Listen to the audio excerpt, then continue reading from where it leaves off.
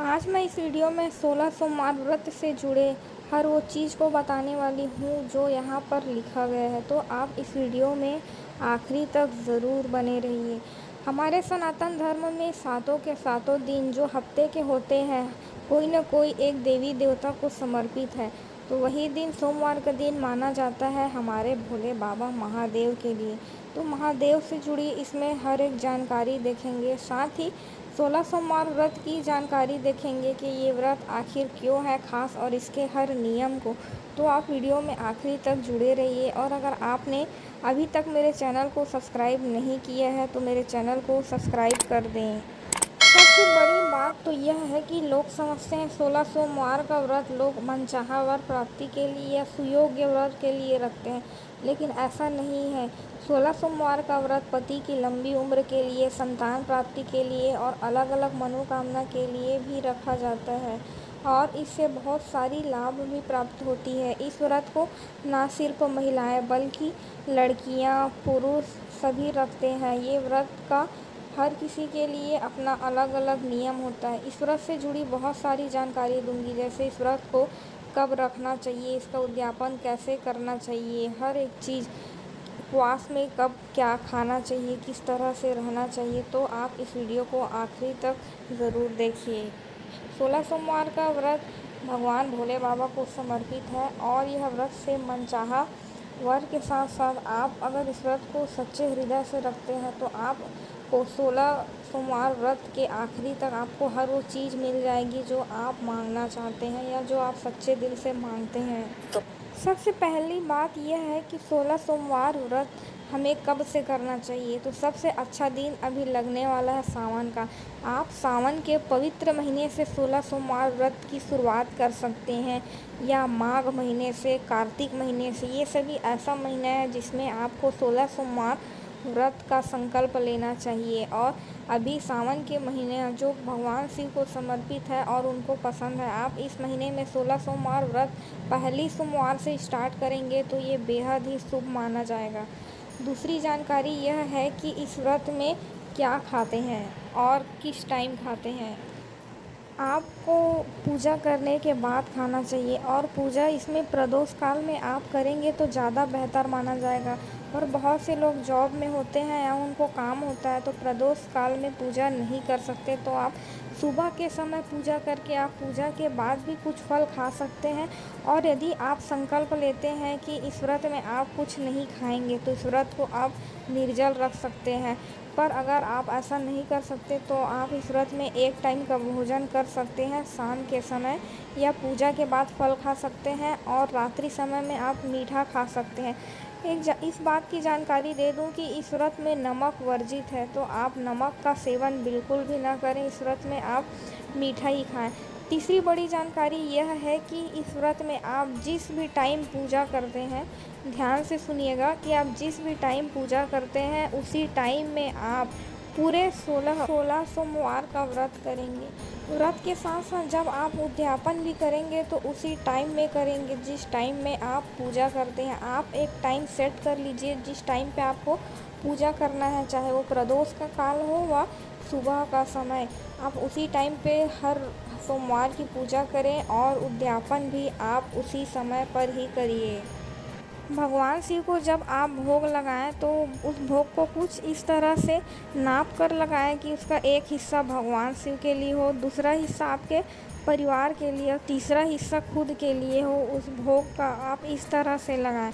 और जो आप अपने लिए बना रहे हैं खाना, मतलब अपने लिए जो आप बना रहे हैं व्रत के लिए कुछ मीठा, तो उस मीठे को भी आप 3 हिस्से में रखिए। एक हिस्सा भगवान शिव के लिए, एक हिस्सा अपने परिवार के लिए और एक हिस्सा स्वयं।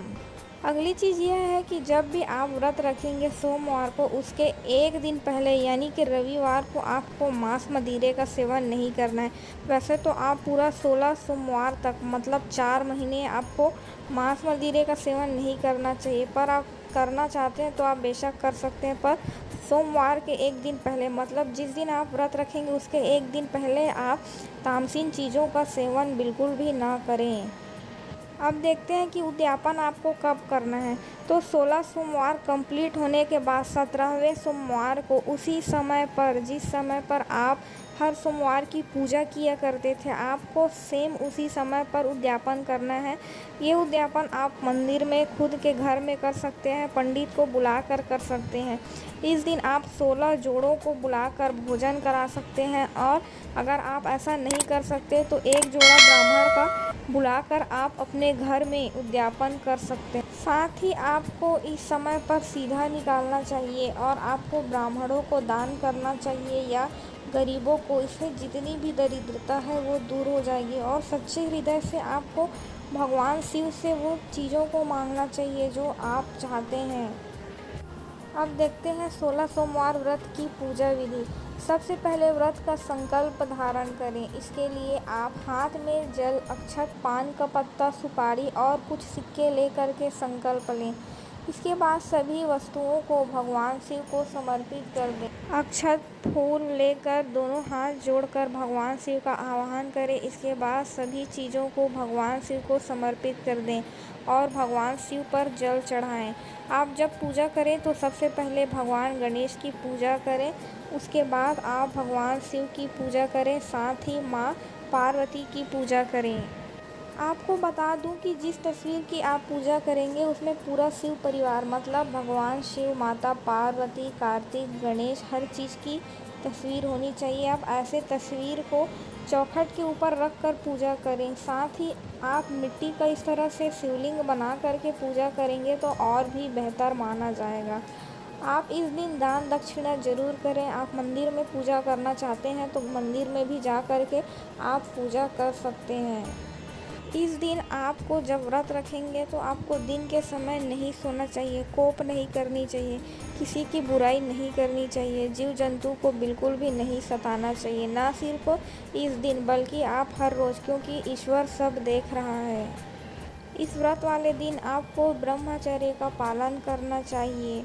अब मैं बताऊंगी कि पीरियड के दिन में आपको कैसे व्रत रखना है। तो आप पीरियड के दिन में भी व्रत रख सकते हैं, परंतु आपको उद्यापन या व्रत का पहला दिन, जिस दिन आप व्रत रखने का संकल्प कर रहे हैं, उस दिन आपको पीरियड आ जा रहा है तो इस दिन आपको व्रत नहीं करना चाहिए। इसको छोड़ के आपको अगले सोमवार को करना चाहिए, क्योंकि पीरियड के दिन ही पहला व्रत करना अच्छा नहीं माना गया है, तो आप इस दिन छोड़ सकते हैं। और अगर आप उद्यापन वाले दिन आपका पीरियड आ जा रहा है तो आप उस दिन को छोड़कर नेक्स्ट मंडे को आप उद्यापन कर सकते हैं।